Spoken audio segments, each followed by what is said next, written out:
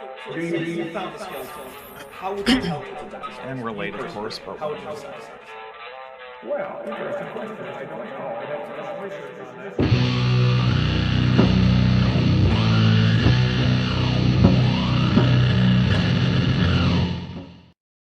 hello, everybody. Welcome to Dapper Reacts. I'll take a drink for Dapper's Professional because I definitely did a little bit of a hot mic there.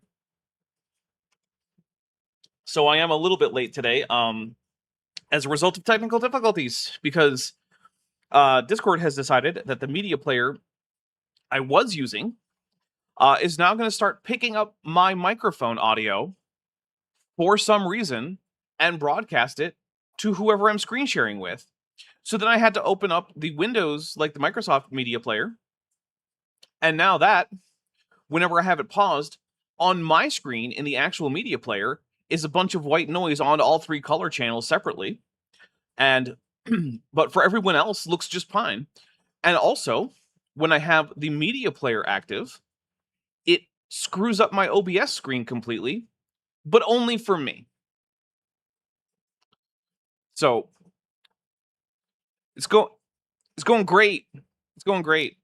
And that was after I basically didn't sleep because I noticed, oh hey, one of my eyes is getting super red. That's either going to be allergies or a horrible headache coming up. And guess which one it was? Rip.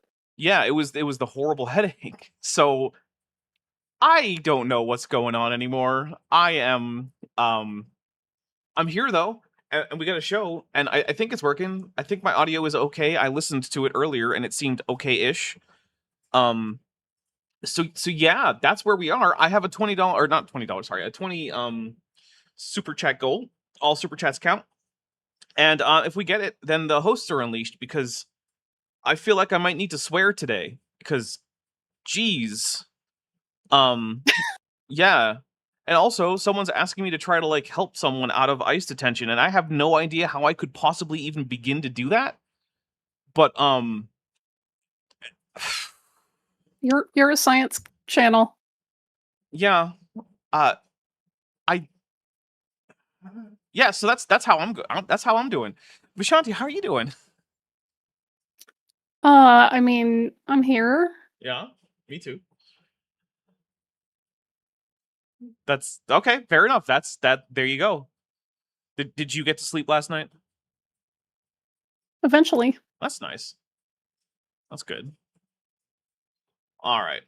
So, when last we left off, this pastor, whose name I don't remember, but whatever, it doesn't matter, was telling us how apparently there just isn't enough time for all of the mutations to occur, and he overestimated how many mutations had to occur between the human and chimp split by a factor of something like 80,000 or something. It was a lot. It was a huge number, right, that he overestimated. Because he was taking the divergence amount and saying that this is how many mutations have to occur in just this area, and he was not willing or able or understanding that he should change anything regarding things like structural mutations versus point mutations and how that can shift how many mutations you actually need because like something like a duplication or a deletion or a reversal or a chromosome fusion or something like that can cause huge amounts of differences if you're counting base pair by base pair, whereas it's still just one mutation. And so he's now on talking about things like he's comparing this to other instances of evolution in the lab. We're going to be talking about the Lenski long-term E. coli experiment and how he thinks that that can inform us about the plausibility of human common ancestry with chimpanzees about 6 million years ago. The consensus is currently more like 7 million, but yeah, and Siluf says, I'm going to virtually build a mini Lego hospital now just for you, Daps. Well, I hope that the Lego doctors can come and, like, fix things. Isabella Tracer for 4.99 says, because I definitely think you're going to need to swear today and F ice. Yeah. Yeah. I thank you. Siluf, who's been a member for 41 months, says, methinks your chat is on top, not live. Carmen. With a Carmen. It is currently live, actually. So if something didn't get picked up, the only explanation I have for you is that maybe the YouTube auto mod got rid of it for some reason. But I will take a drink for the Carmen, because Carmen has become an honorary kaiju, in case you didn't know there, Vishanti. Carmen, the tiny, tiny dog, is also a kaiju. Diptomaniac for €2 says, let's unleash the hosts. Thank you. I appreciate that. Also, if we do get this 20 super chat goal, I do have a second chat goal, which is going to be a Steam key giveaway, because I was contacted by a supporter who had a Steam key that they did not need, and so they offered it to me to give out. So remember, if we do get that and you want the Steam key, you do not have to super chat it. You don't have to be a member or a patron or have in any way supported me other than being here. You just have to be quick at the draw. So if you want the game that I give out and we get to that goal and I give it out, you just have to be first. And the only requirement that I have for you is that one, you not be like a guest or a channel mod on the channel, because that seems kind of iffy if those people get the giveaways. But two, that if you try it, regardless of whether or not you get it, you let me know if the Steam key worked, whether it was already claimed or it didn't work or you got it. So that is my only request that you have as a requirement there. All right, so I don't think I'm about to get any more ready for this. Are you about to get any more ready for this? No. No. I think people need a fit check on you, though. Oh, okay. Let me make sure that it'll. Yes, because of the new D line on the subway system, right? There were 3 new station stops added on the D line, which is the purple line that basically goes along Wilshire, and the last stop on the line dumps you off, or second to last stop, whichever, dumps you off right across the street from LACMA and the tar pits. Nice. Which is pretty cool. Sapphire Plushy Sorceress Light, member for 50 months, and who's at the emulate level, says, Hail Carmen, the Chihuahua-sized kaiju with a Chihuahua or with a Carmen emoji. So we'll take a drink for that. Thank you. Silu for 20 secs says, I was behind on the stream. My bad, Godzilla. And we'll take a drink for that Godzilla. In good news, though, I am hoping that next week I can get 2 videos out for early access. So that would turn this month into like a 7 video month or something like that, which would be, yeah. I'm well, so the whole computer debacle where like my computer broke and I had to send it back and it took like a month and a half to get it fixed and it cost thousands of dollars and all that stuff. Yeah, that set me back a bunch. So I'm trying to like accelerate that. Anyway, here's this guy. In fact, in 1988, a project was started in Michigan, the Linsky Project, in which they have been multiplying bacteria since 1988 to prove evolution. Okay. Okay. One thing I really, really need creationists and everyone else to understand is that no one out there is trying to prove evolution. Just like no one out there is trying to prove the globe at NASA, right? And just like no one at like your local climatology research center is trying to prove climate change. No one is out there doing research to prove the oxygen theory of fire. Those ships have sailed. We're done with that now. We've already demonstrated them. What the Linsky long-term E. coli study is about is studying the actual long-term effects of evolution. Because when it started, we already knew that evolution was true. In fact, I've talked to creationists about this. One of them was Peter from Paleologos, because he was talking about this PBS Eons video about human evolution, and he was like, well, none of this proves evolution or human evolution. And so I wrote him and I'm like, Peter, no one's trying to do that. No one thinks about like, oh, will this prove evolution? Everyone already accepts it as a thing. You're the rebel who thinks it's not a thing and who has a case to make. But like PBS Eons is not trying to convince people that human evolution occurred. They're assuming that they already accept that because that's what the science is. And to his credit, he was like, yeah, okay, I guess that's a good point. And he put out some kind of a correction. I don't remember exactly. But creationists, flat earthers, myriad assorted pseudoscience conspiracy theory believers. No one is trying to prove the current consensus. It's already the current consensus. if you disagree with it, that's great, and you can try to disprove it. But once it's the consensus, people start to move on and investigate more like details within that paradigm. Petite Flower for $2 says donating towards F-bomb with a bomb emoji, which I do like. Thank you very much. We're already at the point where we only need 16. And then Weirdo Rock Hyrax Evans for $2 says AIG is a bag of glooperoonies. No, I won't explain. You know what? I'm gonna take a drink for it anyway, because I feel like taking a drink. Shanti, did you know this is only my first stream of the day? How many do you have today? Only 2 today. Okay. Yeah, but the next stream is going to be right back here. So watch this space. All right, here we go. 38 years ago. 38 years later, thousands and thousands of generations, they haven't found one structural change, mutation. That's good, an idiot.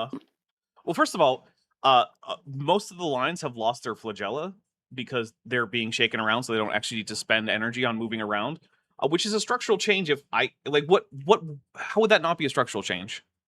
Or does he mean a structural change to the actual like DNA of the bacterial genome?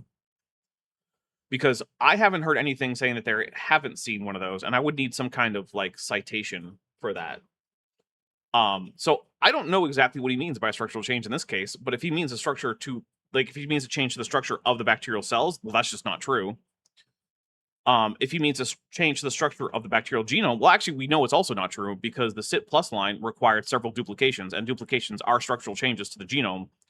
So yeah, he's just wrong both ways. So I guess it doesn't matter which way he means it, because either way, he's wrong. So let's take a drink for it, because that was dumb.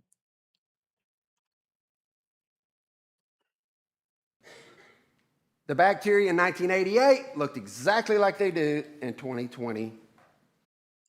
But they don't, though, because they're missing parts, right? Also, who inspects bacteria by looking at them, like visually? Bacteria are so small that generally on microscopes, all you kind of see is a fuzzy dot, right? Because they're so small. You need to do specialized things like use special stains. You need to check for biochemical activity, things like that, right? Like one of the ways we check for E. coli is not by visually inspecting to see if it's E. coli. One of the ways we check is actually by just saying, hey, does this bacterial colony metabolize citrate in an aerobic environment? And if the answer is no, then that's one of the checkpoints that you give for E. coli. Of course, except for the fact that the E. coli in the Lenski long-term experiment, some of them do metabolize citrate in an aerobic environment, which counts as macroevolution, by the way. So, yeah. 6. Number 3, what about the dinosaurs? We're going to go into this. Oh, okay. I guess that was it for the Lenski long-term E. coli experiment. We're not going to talk about the sustained fitness gains. We're not going to talk about the changes to their overall morphology. We're not going to talk about the fact that they evolved an entirely new metabolic pathway, that it involved multiple duplication events. No, we're not. Nope. We're just going to go on to dinosaurs, which, don't get me wrong. I mean, I like dinosaurs, obviously. But also, I feel like an elephant isn't a dinosaur, but maybe it's just there for scale, I guess. You know what? That's fine. If it's just there for scale, I'll just assume that, and it's fine. It's not like the human's a dinosaur either, but obviously the human is supposed to be like the 1.8 standard human for scale. Actually, I was talking to someone who had used to use himself as a reference for scale in paleo art, but he was about 2 meters tall, and so everyone was like, "Your animals are too small." He was like, "What do you mean?" He's like, "They're all too small." And he's like, "But I'm just putting them next to myself." And they're like, "Well, how tall are you?" He said, "Well, about 2 meters." And like, "Well, everyone uses a 1.8 meter human. That's just the standard in paleo art. If you're not doing that, everyone will think you're doing that, and you'll make the animals too small. So switch to a 1.8 tall meter human." Like, oh, okay. So, in case you're wondering, if it's unlabeled, you can generally assume that a human for scale in paleo art is a 1.8 meter tall human. Because apparently that is like a worldwide average or something. If you're rounding to like, the nearest 10 centimeters. Carnival Frog, who's been a member for 28 months, says cheers with a Mothra, a Godzilla, a Ghidorah, and a Kaiju. And a Carmen Kaiju. So we'll take a drink for that. Oh, also there's been an update with Carmen. So she was at the vet earlier this week for a follow-up. and everything's looking good. Her inflammation has gone down. She has another few more days of extra antibiotics and topical anti-inflammatory, and then she will be done with that. And we don't even have a follow-up scheduled. There was a fine needle aspiration taken, and all it showed was that she may have a cyst, which is not something that we're going to worry terribly much about, other than that it can cause her to be predisposed to having problems with her glands. And so, I'm not sure exactly, but Bent might be doing something like more of an annual check-in on that specifically, because that might be cheaper than paying about $1,000 every couple years because one of her anal glands has decided to become impacted and inflamed. So, you know. Colonel Frog 245 says, unleash the hosts with a Dapper, Vishanti, and a Carmen, and we'll drink for that, Carmen. Thank you very much. Okay, here we go. Much more depth on Friday, but we'll say a little bit about it now. I meant Wednesday. Dinosaurs have been one of the most powerful tools to convince children of evolution. Well, where do dinosaurs fit into the Bible? Well, other than the birds, they don't. Because while the Bible does talk about a bunch of dinosaurs, it's mostly things like vultures, ostriches, eagles, things like that, right? So, yeah. There's a dinosaur at the beginning of Tobit. It's one of my favorite dinosaur appearances in the Bible, if you're going with a wider canon and not the 66 book Protestant canon. So I know I bring it up because it's probably one of my favorite ways for a book in the Bible to open, which is just that a man is outside praying when a bird poops on his eyes and then he goes blind. And then from there we proceed to demon-possessed vagina. So like, wow. Sure is a story. But yeah, so other than those birds, no, the Bible has nothing to do with dinosaurs. There are no dinosaurs other than birds mentioned in the Bible. You can say that if the authors of Genesis 1 had known about dinosaurs, and they would have been made on the same day as the land animals. And like, yeah, sure, I guess. They didn't know about them though, so like, who cares? But yeah, dinosaurs don't fit into the Bible in any particular way. Well, let's go back to Genesis and see what it says about creating the animals. Then God said in Genesis 1:24, let the earth bring forth living creatures after their kind, and beasts of the earth after their kind. And it was so. So what are dinosaurs? Beasts of the earth. When were the beasts of the earth created? Day 6. Well, except for the ones that could fly, because apparently they're not beasts of the earth. But that's unwelcome nuance. So what does Genesis 1 say? The Bible teaches all land creatures, including dinosaurs, were created on day 6 in the garden. You might say, okay, no, I'm going to take a drink. The Bible does not say that. What you're doing is you are assuming that Genesis 1 is historical, which means you're disregarding significant parts of the Genesis 2 narrative that starts in Genesis 2:4b. So you're just ignoring significant parts of that narrative. And then you're also adding in extra biblical things that are nowhere in evidence in the Bible into the Bible in order to attempt to salvage your belief that Genesis 1 is historical, which it just isn't.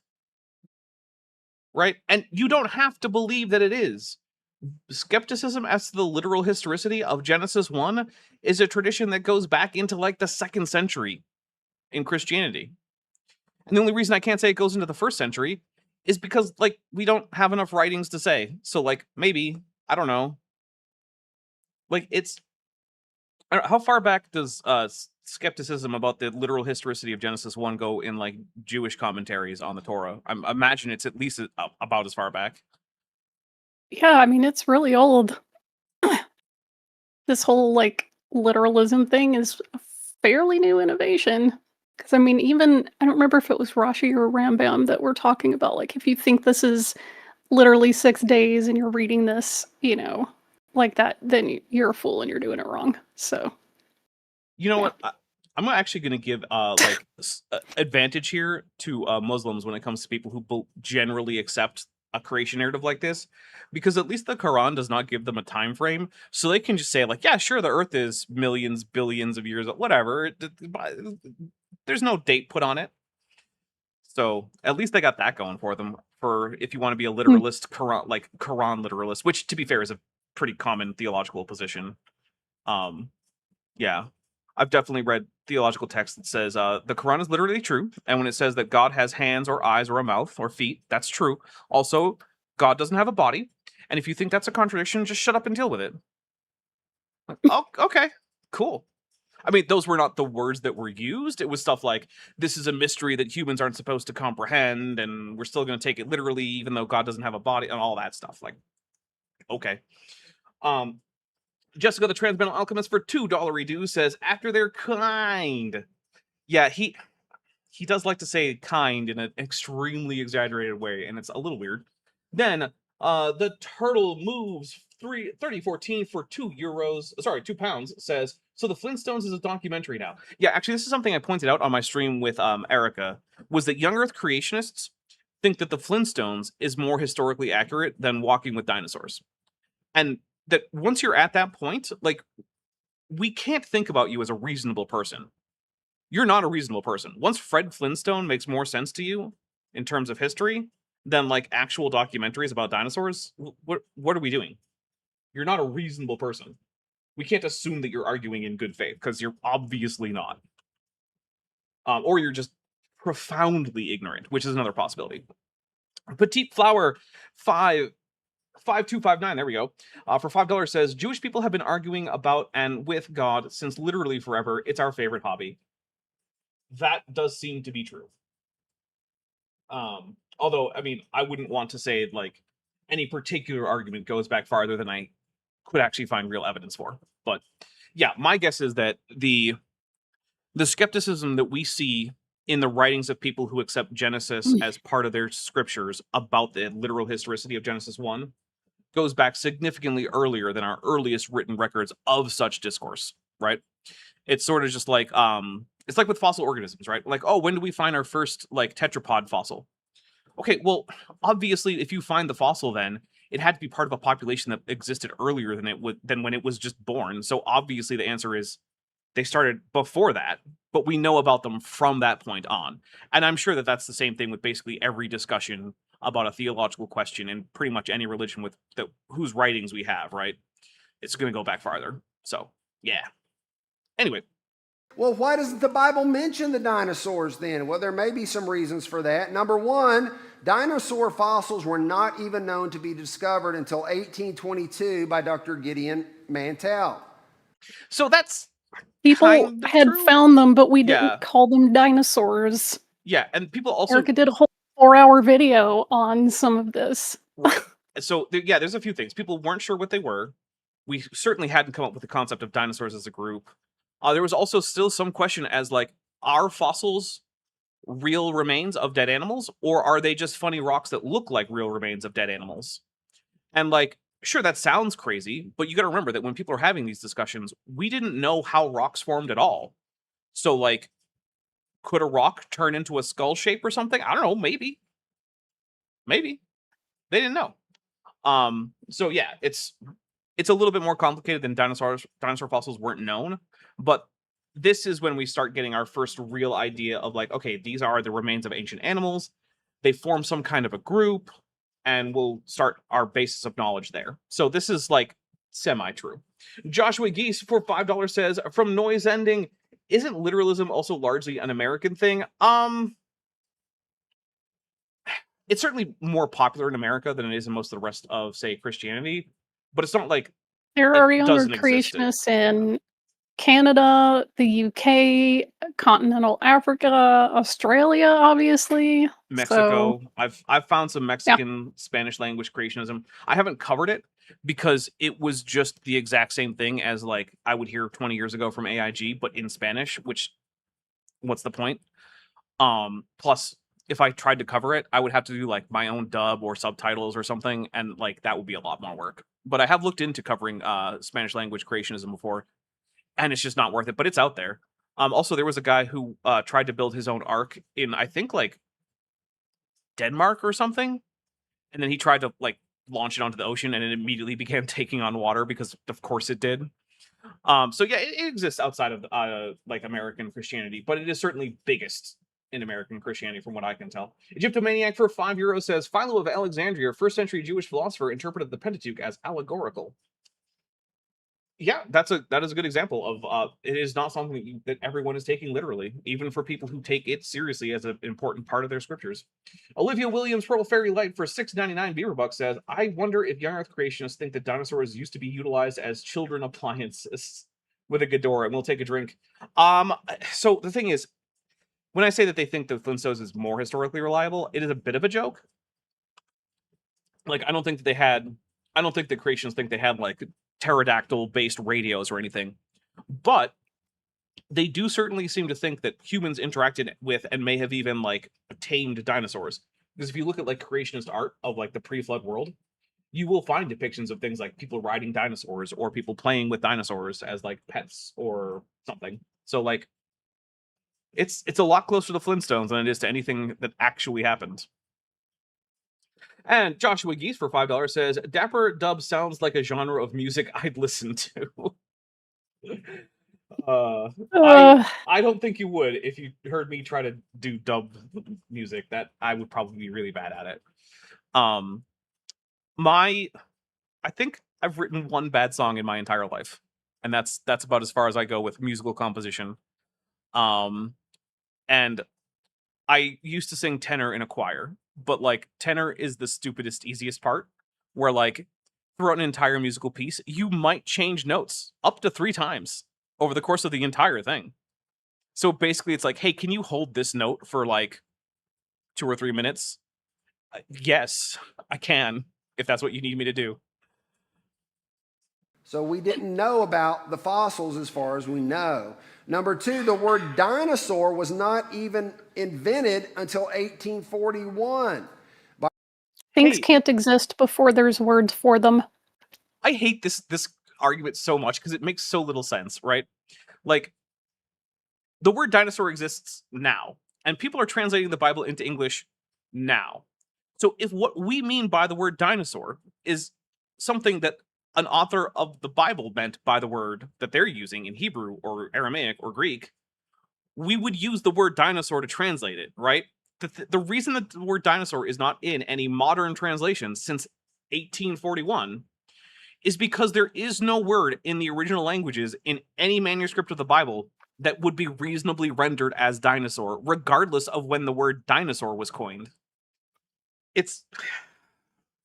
Did you know that the word tree wasn't in the Bible until the first English translation of the Bible? But that's because it's a word in English. It hadn't been invented when the Bible was written. But you know what? There are words in Aramaic and Hebrew and Greek that mean tree, and they were in there, and they got translated into Latin in the Vulgate, and they got translated into like Old Slavonic in the Old Church Slavonic translations of the Bible that, like, you know, Saints Cyril and Methodius made, right? They're in the Peshitta in Aramaic, where they weren't Aramaic before, right? Like, this is taking a drink. It's such a stupid argument. It makes no sense. Even when I was a young Earth creationist, this did make a whole lot of sense to me. Silu for 26 says, SWEJ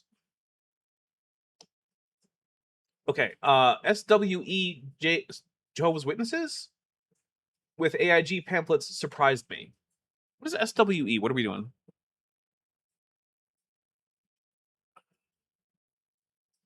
But JWs with AIG I don't know. I've been trying to would figure that surprise out. me. I can't. Yeah. I don't know. SWE. But yeah, JDubs with AIG pamphlets would surprise me. Actually, I don't think I still have it, but I did actually have. Sweden. Oh, Sweden JWs. Got it. And then there's a Mothra, so we'll take a drink for the Mothra. I actually used to have a creationist book from JWs, and it was their own, like, internally produced Watchtower publication. But yeah, I've never seen them use AIG pamphlets. That would surprise me too, especially since AIG are worldly, according to the Jehovah's Witnesses. Olivia Williams, Purple Fairy Light for $2.79 Beaverbuck says, neither was the word dragon was invented then. Yeah, I mean, until a word is invented, it doesn't get into a Bible translation. But after a word is invented, if a word in the Bible in the original languages are best translated by that new word, you use the word in new translations, right? Like if you look at a modern Bible translation and you look at the King James, there will be words in the New English version that you're looking at that weren't in the King James, not because they weren't appropriate words, but because they hadn't been invented yet. But now they have been invented, and now we can use them, and they are good translations. Anyway, I've spent far too long on this very simple point. I'm going to hit play. By Richard Owen. And during this period, a lot of people were using the King James Version of the Bible that was translated over 200 years earlier, before dinosaur was even invented. Number 3, I would suggest you dinosaurs may have previously been known by the name dragons. And I will say, Phil. So, this is a complicated one, right? Because it's not impossible that dinosaur fossils inspired some dragon legends. In which case, it's kind of true that if that is the case, which is plausible, that you could kind of say at least some dinosaurs were known about as dragons in the past. But the word dragon is a general word that has a lot of meanings, especially in the past, that it doesn't have anymore. And it also never mapped well onto what we think of as dinosaurs, because what we think of as dinosaurs as a concept wasn't a concept back then.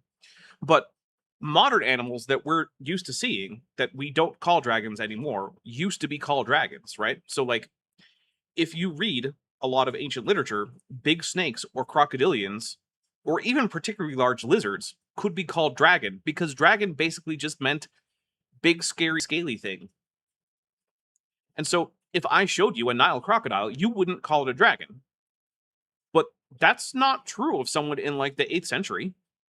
They would very well call that a dragon. Now, they might have a more specific name on top of that.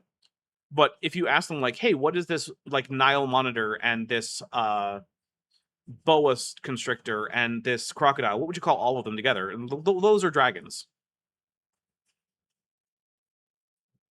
Feel free to sign out any books as long as you bring them back. And the favorite book is The Dinosaurs. I like how he just said, feel free to use the library. I'm like, okay, yeah. Okay. Hey, you know what? My first exposure to how to read Hebrew was a book I checked out of a church library. So you can find some interesting stuff in church libraries sometimes. You can find a whole lot of other stuff that's not so interesting, but, you know. Dragon book in the back that the children like to look at. And I think it demonstrates that all these dragon legends in cultures around the world may relate back to dinosaurs. In fact, why do all these hundreds of cultures talk about dragons? Because dragon is a very broad word that includes a lot of mythical creatures that actually aren't related at all, but there's just have sort of like the commonality of having scales or a sort of serpentine style body, right? Like a Chinese dragon and a Western dragon are not the same thing, right? Like a Chinese dragon with a beard and antlers and bestowing like good luck on people and being wise sages who can be approached for like wisdom and who have like some level of control over the weather and whatnot are entirely different things from the evil rampaging beasts that go around eating like virgins and slaughtering your sheep. Or living as giant snakes in wells sometime, because that's another kind of Western dragon. They're just not the same thing. But like I said, the word dragon encompasses a lot of things. And so if it's scary and scaly, it gets called a dragon. And if it's mythical, that's where the word dragon has held on in English. Whereas it's fallen out of use for big scaly things that aren't mythical, like crocodiles. That's the entire thing. There is no need for these to actually go back to biological entities. Megan Fox's Giant Boost for $2 says, this dragon don't want none unless you got buns. Thank you for the reference. I do appreciate... Well, yeah, but the Hun wasn't in there. I do appreciate the Sir Mix-a-Lot reference. Unless you got buns, comma, Hun, H-U-N. Yes. Like the Huns. Yeah, that is one of the things I always think of. It's like, I feel like he's not talking to the Huns. But maybe he is. Is that just coincidental? Even as a child... Yes. Yes, it is. It is coincidental that multiple cultures have come up with mythical animals that happened to have scales, which is the only real commonality between the things we call dragons. That is that's not a hard coincidence to think up. The only way you could think that that's unlikely is if you don't think that people can make things up, but you know that they can because you're showing a white dragon from Dungeons and Dragons on screen, dude. That's something someone made up one day. That's not actually taken from an actual legend in the past. Someone was like, hey, we have fire dragons. Maybe we should have lightning and cold and acid dragons too. And they just picked new colors. In fact, this is specifically from 3rd edition. My guy, what are you doing? I need to have a day where I don't crash out. Yeah, I'm I taking think that gets kind of stressful. I'm taking a drink. Brendo. Imagine saying, could this be a coincidence that people just made this up while showing a dragon from, almost dropped it, from Dungeons and Dragons. I need that F-bomb drop thing. Oh We're my close. god. Oh, that was... Okay. Olivia Williams, Purple Fairy Light, for $6.99 Beaverbuck says, it makes me wonder if those people believe Chimera, Cyclops, Sirens, Gorgons were real. That's the thing, though. They don't, because it's not rhetorically useful for them. But the dragon part is, because then they can act like that's evidence of Noah's flood and the dinosaurs getting off the ark. Because, like, obviously, if you read the Bible and you just read it, you're not going to get even a hint that there were dinosaurs on the ark and that they got off the ark and that they were the dragons that people were hunting. Like, it's just not in there. But the problem is that when you are dedicated to saying that this is historical 100%, it's literally true, it all happened as described, it has like logical entailments that become more and more fanciful as you go. And this is just part of that edifice of having to come up with more and more fanciful aspects of what you think reality is in order to keep the fiction that the Noah's Flood story is historical. Petite Flower for $5 says, a day where Dapper doesn't crash out is a day without streaming. I mean, that's not true. I didn't crash out on stream yesterday, but that's just because I was playing a fun video game with friends. So, and it was a lot of fun. And my prediction that I'm going to have to spend a lot of my time resing mis amigas was in fact quite true, because both of them decided to play the Glass Cannon class in Darktide, and both of them went down a lot, although Zeralon, who decided to pick Veteran, which is a fairly survivable class, he probably went down the most out of anyone, which was like, Zeralon, learn to block, buddy. Just learn the block button. It's an important button. And hey, that got us the goal. So, first of all, fuck this guy. Jessica Transmetal Alchemist for $10 redo says, hey, dude, you know what's scary? What, dude? Goannas. You're right. They're very scary. They can be scary. What if you had a goanna that was like really, really big, dude?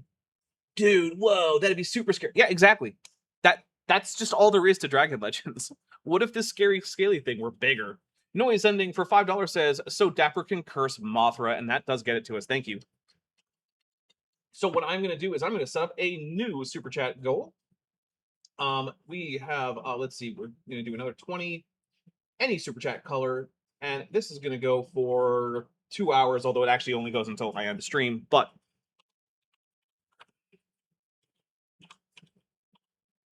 all right, let's start it. And the Steam key that I'm going to be dropping is actually a Steam key for Darktide, the game I streamed yesterday, because that is the game that I was given a Steam key for, which also means, like, if you're a person who wants to play a game with me, I play a lot of Darktide, so, like, you know. My Unfinished Journey for $2 says, hail Daps and Vish, and hail the Flintstones. Yes. Swift Light for $5 says, I hate to see the suffering caused by having to hold back justified profanity with a Godzilla. Thank you very much. And I will no longer be holding back the profanity. And here's a drink for the Godzilla. All right, let me update the funding thermometer counter thingy here. All right. Oh, it's fun when there's like nothing after the dollar. It's just a flat dollar amount. It makes my job easier. And that just happened. All right, here we go.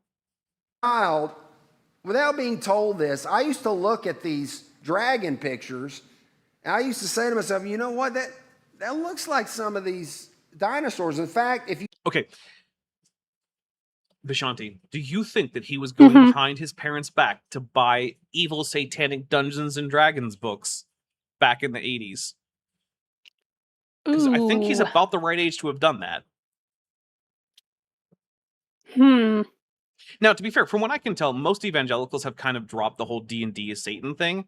So, like, he probably wouldn't be too ashamed of it now. But, like, I think there's a fair chance that that's what's going on here, is that this guy was, like, a closeted D&D fan trying to hide it from his evangelical parents in the 1980s. Or he had friends that were. Yeah, that's also possible. Although, if you have friends that are, it's a pretty short jump to becoming that yourself.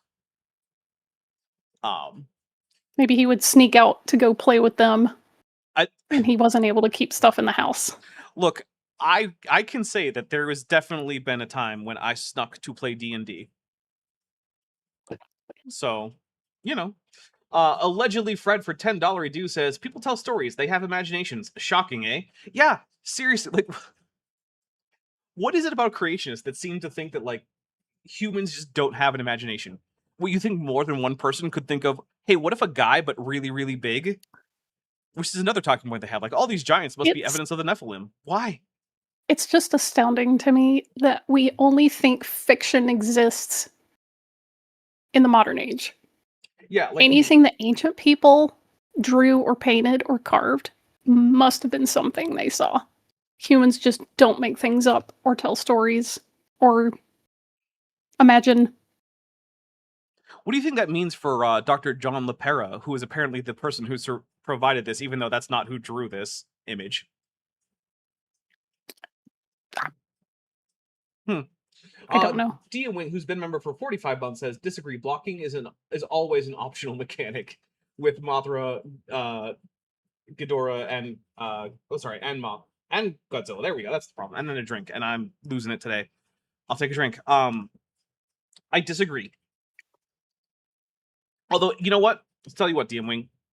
If you want to live stream you doing a no block run on Sekiro, then please, I would love to see your no block run on Sekiro. Megan Fox's Giant Boobs for $2 says, bold of you to assume he had friends in school. I mean, I don't know. I think even the unpopular kids usually have friends at school, right?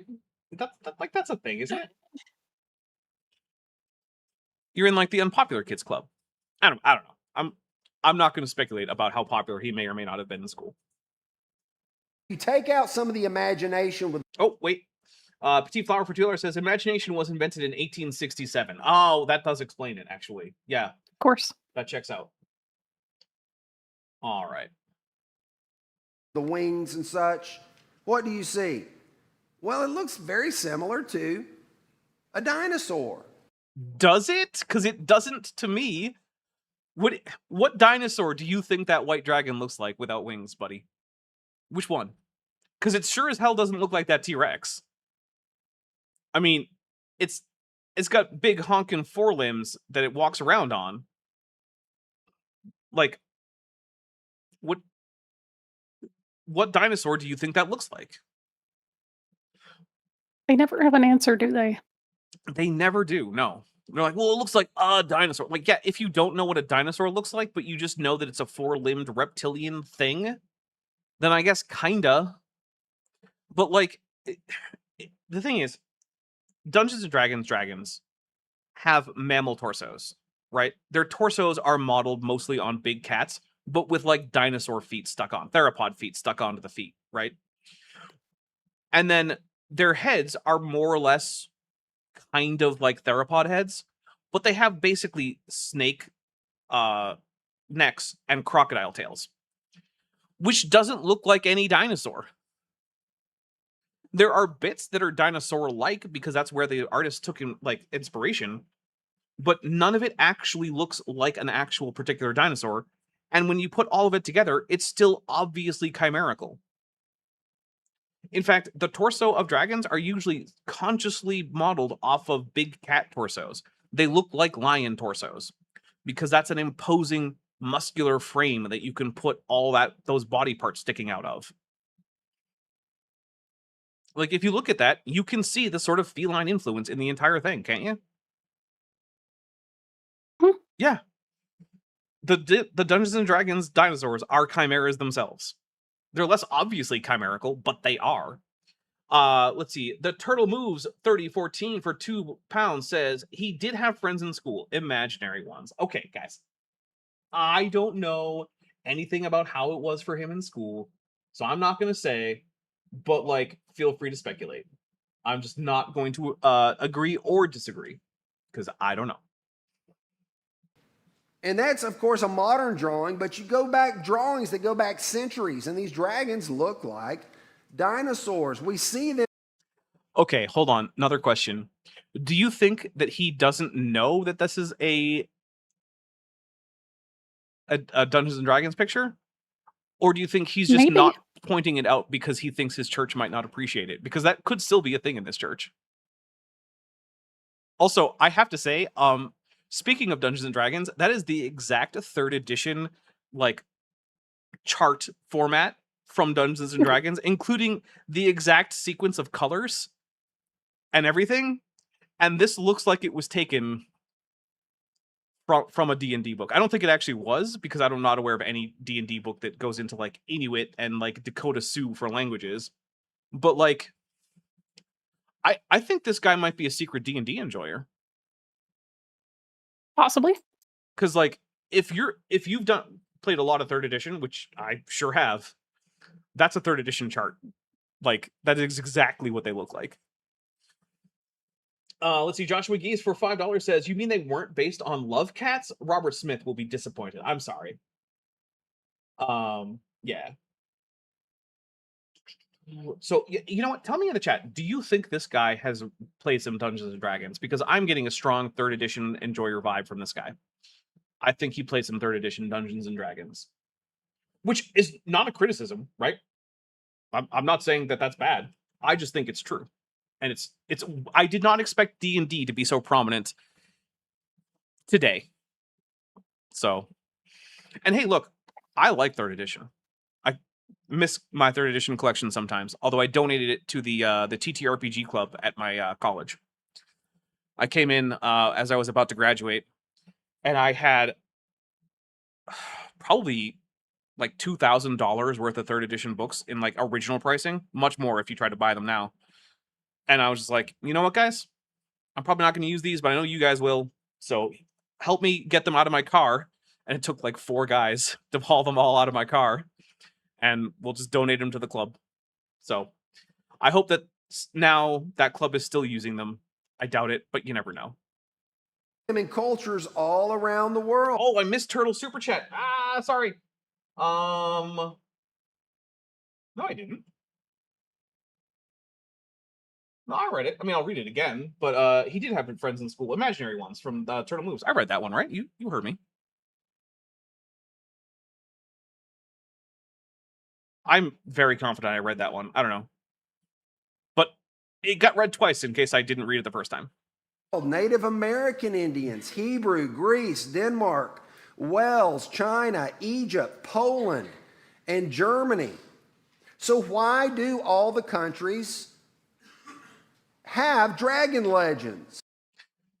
It's still because the word dragon has been used to mean any mythical scaly thing.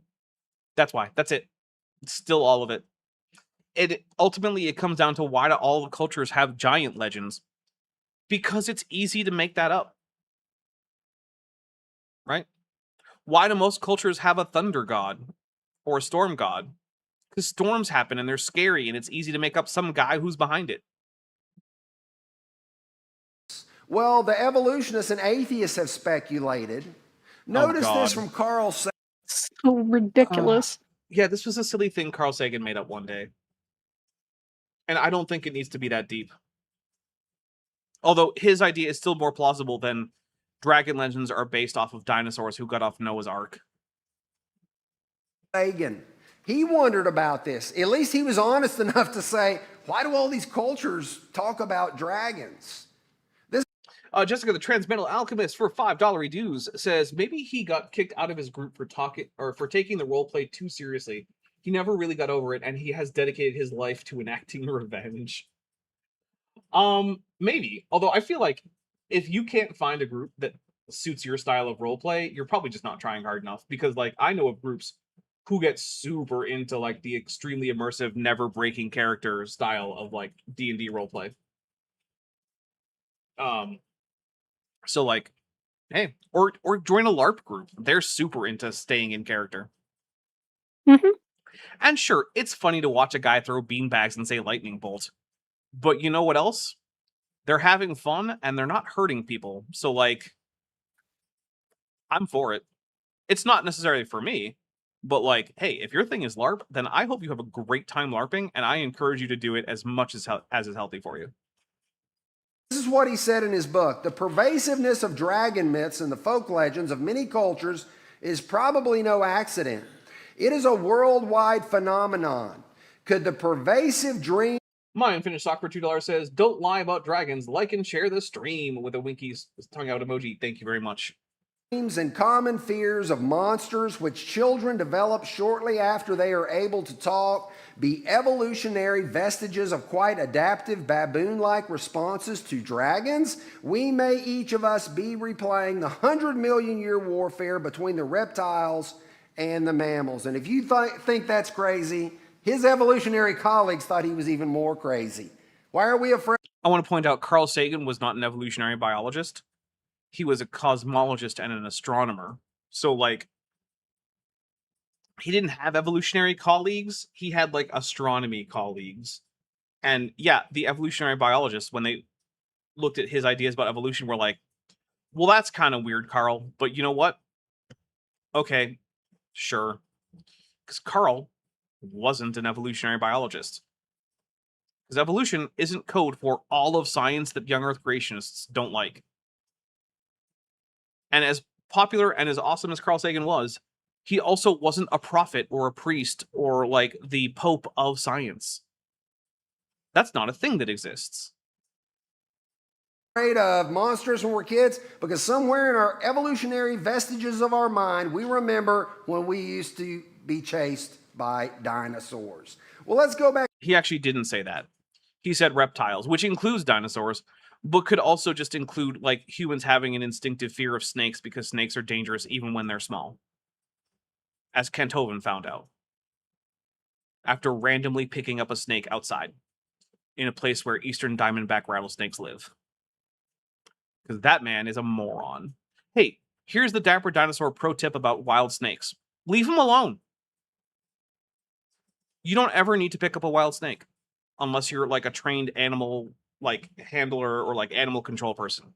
Leave wild snakes alone. I don't care if you think it's not a venomous snake. Just leave it alone. Picking it up isn't going to benefit you, and it's not going to benefit the snake. And worst case scenario, you pick up the wrong snake and it bites you and you die. Just leave wild animals alone to the maximum extent you can. Except for mosquitoes. Kill all of them. Back to this idea. What is the idea of the Hebrew that believed in dinosaurs? I think we see that in the scripture in Job 40, in verse 15. Look at the behemoth. Hey, etymologically, what kind of animal term is most closely related to behemoth in Job? Is it a word for like a reptile, or would it maybe be a word for some kind of a mammal? It's usually referred to like land beasts. Yeah, because it's related to behema, which basically means beast, or sometimes even like domesticated cattle or something, right? Yeah, yeah. And then we also have early Jewish art depicting behemoth, and it's depicted as a big bull. Mhm. We know what behemoth is. It's a giant chaos monster associated with masculinity and the land and cattle. It's a big old bull. Just like Leviathan is a big old sea serpent associated with chaos, the waters, and femininity. It's almost like we have a pair of legendary chaos monsters that would be cool things to fight in a D&D campaign, but that aren't real. Which also, hey, someone come up with like a ancient Near East based like D&D campaign with like desert demons based on like the ancient like Mesopotamian version of Lilith, and like Behemoth and Leviathan as giant legendary like Tarask like chaos monsters and stuff. That actually sounds fun, and I would be interested to see how that goes. Since we're talking about D&D a bunch. Which I made along with you. He eats grass like an ox. See, something that's pretty atypical for dinosaurs, almost all of whom we would classify as browsers, but there were a few that ate grass, so sure, maybe. Olivia Williams, Purple Fairy Light for $6.99 Beaver Bucks says, didn't Kent use I think you mean taser on himself because of it too? And then a Ghidorah, and yes, he actually did. So I'm going to take a drink. So Kent Hovind has for a very long time advocated for a therapy for snakebite or just general envenomation of shocking yourself with a taser in X pattern at the bite site. I'm not a doctor. This is not medical advice. However,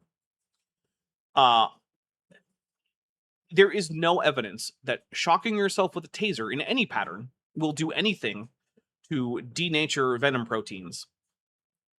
Is it possible? Yeah, I guess maybe, but there has been literally no evidence that it works. And so do not waste time tasing yourself.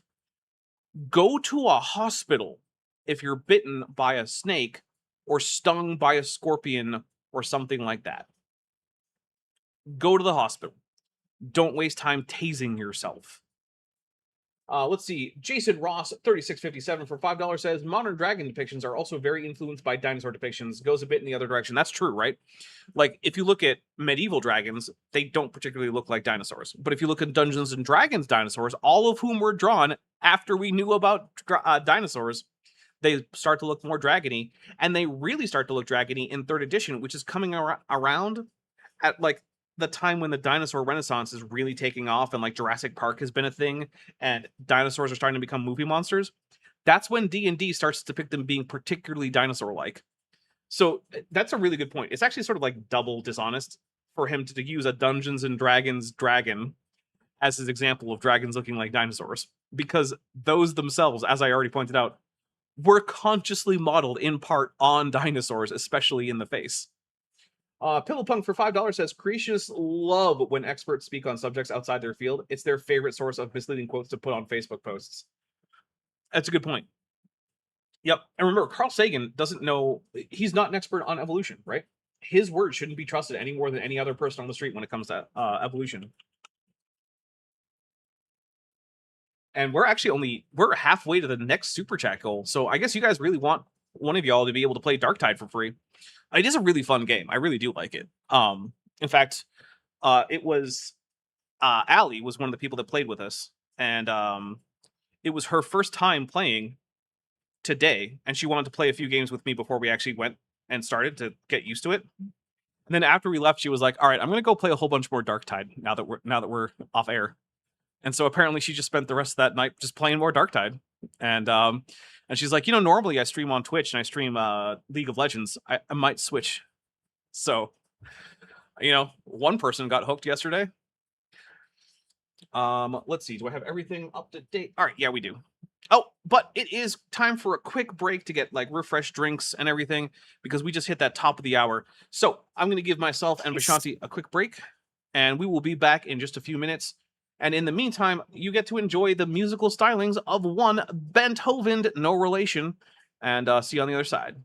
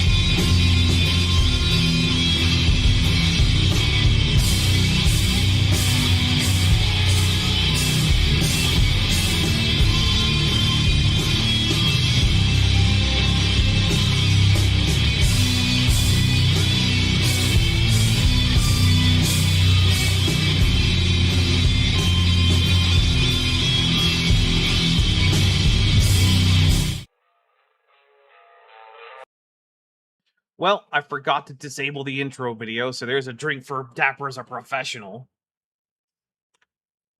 Which, based on how the last 14 hours have gone, that checks out. Yeah. Yeah. Although I did manage to get audio done and get it edited and get frames up. So, you know, that's nice. I got frames working on Sheepit. But now that we're back real quick, guys, this channel means a lot to me. It is what pays my bills. It is the reason I can do things like have a roof over my head and food in my belly. So, it is also the fact that I can do that is why I can dedicate so much time to it. So that I can come out with, you know, 3, sometimes 4, even 5 videos or streams in a week. So, if that is a thing that you would like to see keep on going, and you have the means to do so, I want to make sure you don't do anything you can't afford to do. But if you would like to then support me financially as a result of that, some of the best ways are the Patreon and the channel memberships. The Patreon is where I get to keep the most. It starts at just 99 cents a month. No, sorry, $1 a month. Yeah, I think it's $1. Anyway, you can get a 15% discount for pledging annually. Links in the description. The channel memberships start at $1.99 a month.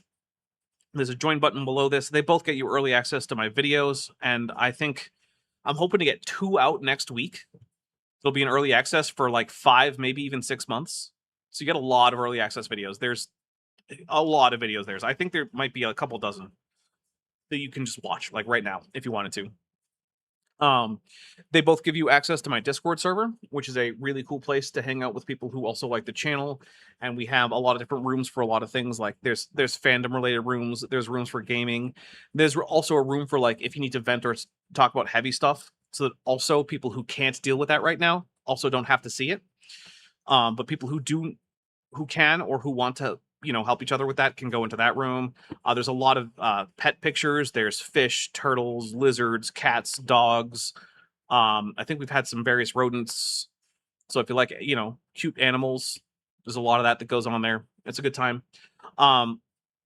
The channel membership also gets you your name green in the chat. It gets you the cool channel badge. It gets you access to channel emojis and one at no additional charge membership chat per month, which is basically a just no charge or no extra charge free super chat once a month. So there's also a merch store if you want to just buy like a t-shirt or a mug or a baby onesie or a sticker or a blanket or whatever. That's linked below this video. There should be a merch shelf, and not everything that is on the store is in the merch shelf, so you can click through to find other stuff. I also have a couple wish lists. I have a Steam wish list and a Throne wish list in case you want to get me something there. The Steam wish list is obviously Steam games. The Throne wish list has books, snacks, some costuming stuff. You can also buy me surprise gifts on there if you want to. Like I just recently got a video game controller for my PC that was not on the Throne wish list, but someone got it for me. That was Arrow Dodger, by the way. Thank you very much. So yeah, although I will say that if you get me like, I don't know, like a cute bit of lingerie, I'm probably not going to send you pics of me using it. So, you know, and I say that because that's a lot of what Throne recommends, because it is very clear that Throne was originally intended for e-girls and not for internet dinosaurs. So, you know, Throne is always like, hey, look at these new items we just added to our store. And it's like predominantly lingerie. I'm like, well, that's great, Throne. Thank you. I don't care, but thank you.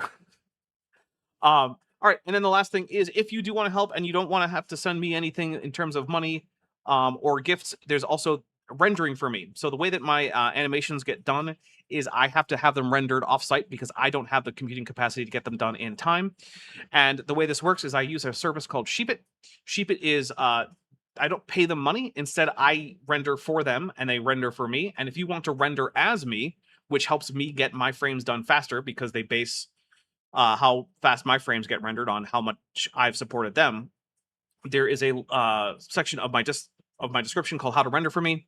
Go to the website, download the client appropriate to your operating system, use the login information there, and you just let it run. And it will run in the background, and it will use CPU or GPU cycles, depending which one you set it to.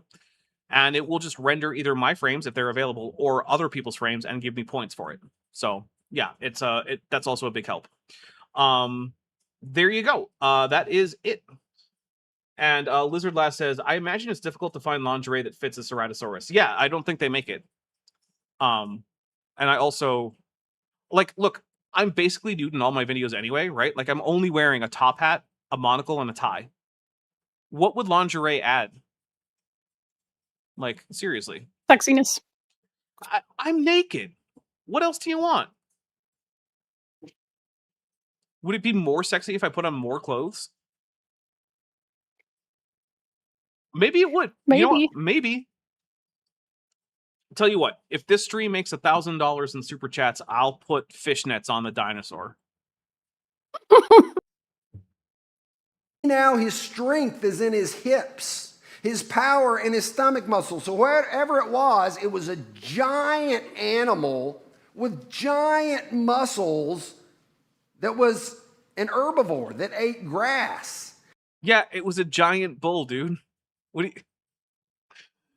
It was a giant bull. This is not hard. We have artistic depictions from like the first few centuries. CE. It was a giant bull. Do anything other than accept what the behemoth actually is. Etymologically and artistically, and how it's talked about in extra-biblical sources all indicate it was a big old bull monster. He moves his tail like a cedar. What were the cedars in the Middle East? Well, the giant cedars, like a... No, you're thinking of the American cedar. The Middle East cedars were the Lebanese cedars, which are still on the flag of Lebanon, and they were not as gigantic, and they swish back and forth. So, either we're talking about, because another translation there might be stiffen his tail, and tail is a euphemism for penis. So we might just be talking about behemoth's erections, because again, it's a giant bull monster. And I don't know if you've ever seen a bull when it's, you know, engorged, but it's a fairly significant thing. So we might be talking about that. And if we are actually just talking about moving its tail, then the swishing back and forth works just as well. Giant tree. The sinews of his thighs are tightly knit. His bones are like beams of bronze. See, the sinews of his thighs actually might connect to the stiffened tail, if that is a euphemism. Because, you know, we're still talking about the loins. Yeah, I think there's a fair chance that this whole section there in Job 40 is basically just saying Behemoth has big dick energy. Yeah. His ribs like We bars talked of about that. iron. Yeah. I mean, sorry, but big dick energy is not a new concept. It's a new phrase to describe it, but like that concept goes back a long ways. Very literally. That suggests that humans weren't even able to bring this animal down. Right, because Or it's a with mythical great chaos difficulty monster. they were. He was so large. So let's go back and think about this. He moves his tail like a cedar. So here are the cedars of Lebanon that might be representative of what you would see in the Middle East. Giant tail. Now, in some of your Bible footnotes, when you read here in Job, it'll say this may be referring... You know, I'm going to take a drink for him getting it right that we're supposed to be using like Lebanese cedars. So, good job, buddy. I'll take a drink for that. Plus, I'm thirsty, and I've got this nice mango cider. I don't know if you know this. I really like mango. It's one of my favorite fruits. Fits of Rage for $2 says, AIG is a bag of behemoth tails. We'll take a drink for that. All right. And hey, we're now only 9 super chats away from me dropping a Dark Tide Steam key. ...to an elephant or a hippopotamus. Let me ask you, does an elephant have a tail like a giant cedar? Well, no, but it has a He tail that swings moves. his tail. Yeah, it has a tail that moves like a cedar, which is to say it has a skinny bit at the bottom and then a poofy bit at the top that swings back and forth in the wind, or in this case, just at the creature's volition. Which is also the case for a bull, because bulls also have a long, slender tail with a bushy bit at the end. Let's take a look. No, it doesn't look very much like a cedar there to me. Really? Because I see a trunk bit and then a bushy bit. It doesn't look like that to you because you've already decided that it has to be a giant sauropod tail, which actually I don't think looks much like a cedar tree because it doesn't have the bushy bit at the end. But Jill's husband for Jill's husband 4044 for 10 R dollar. What is R dollar? I don't remember offhand. I will double check. Brazilian real? I don't know. It might be Brazilian real. But says, fuck Marcos Eberlin is going to fuck Marcos Eberlin is going to ICR. Darwin have pity on us. He's one of the stupidest chemists, I think you mean chemists, I've ever heard of. He was the guy that said that uranium decays to helium, that we came from dinosaurs. Well, I mean, uranium gives off alpha particles. So I guess there's that. And it is Brazilian reals. I did double check. Thank you very much, Jill's husband. That does sound real, like a real dumb guy. I don't think I've heard of Marcos Eberlin, though. Well, you know what? Everybody remind me, because it might be something that I should look into. Is this Marcos Eberlin? Maybe he would be someone that would be good to cover. So, you know. Whenever new stupid people come across my radar, it's always a possibility that maybe I'll make a video about them. Well, what about the hippopotamus? No, not like a cedar tree there either. I think it's pretty... It's crazy to me that he read the words. He read moves like a cedar tree. He didn't read like a cedar tree. There was a verb there. And now he's just going to ignore it. Hey. Yep. Inconvenient. The thing is, that really gets me is the level of hypocrisy, right? Because this is a guy who's like, oh, we got to just take the Bible seriously. We got to read what's in the Bible, and we got to accept what the Bible says about things. And the Bible doesn't say that Behemoth has a tail like a cedar tree. It says it has a tail that stiffens or moves like one. Right? So, like, what are we doing? South African Rand? No, I think it's the Real. I don't know. I mean, maybe it is South African Rand. Did I don't see Jill's husband telling us, but I don't know, maybe it is the South African Rand. You know, there's too many currencies out there. Let's turn them all into Darsex, the Klingon currency. That'll be fun. Obvious what this represents, with a tail like a giant cedar eating grass and people can't bring it down. Hey Vishanti, do those tall giant guys with their necks up in the air look like they're eating a bunch of grass? No. Let's just take a drink. Yeah, no, buddy, sorry. Diplodocus is not eating a whole lot of grass. Okay. It obviously is referring, in my opinion, to the long-necked dinosaurs. In fact, the biggest one that we know of here was Dreadnoughtus. So what's the significance? Hey, Vishanti, did you ever watch The Land Before Time? Yeah. If you remember, they gave all the dinosaurs like cute little descriptive names to use like between each other to describe the different types of dinosaurs. And so like the Triceratops were the three-horned, right? The three horns. And the Ankylosaurus were the club tails, and the T-Rex / Allosaurus things were called sharp tooths, right? Do you remember what the sauropods were called in Land Before Time? Offhand, no, it's been a while. They were called long necks. Long necks. Okay. Because when you look at a sauropod, after the size, overall, probably the first thing you notice is how long the neck is. Now, remind me, does Job ever mention, with the Book of Job, ever mention the neck of Behemoth? Nope. Yeah, so let's pick an animal whose most obvious characteristic is just not even mentioned. Like, if you wanted to say it was a dinosaur, you could have just gone with a more plausible option, like, oh, maybe it was like a Triceratops. It doesn't talk about the horns, so I don't know. But like, or maybe you could have gone with like a Stegosaurus, who was really into swinging its tail around. That could work. Yep. Nope, we're going to go with sauropod. Significance of dinosaurs, yeah, the most distinctive feature. If they're using... It's kind of like the on the Cambodian temple where people are like, look, it's a Stegosaurus, and it's like literally the most prominent feature of the Stegosaurus, the spiky tail, is absent. There, yeah. But go off. And also that animal has obvious ears, which Stegosaurus sure didn't have. And it's got a giant head and like barely any neck, when in fact Stegosaurus had a fairly long neck and a tiny head.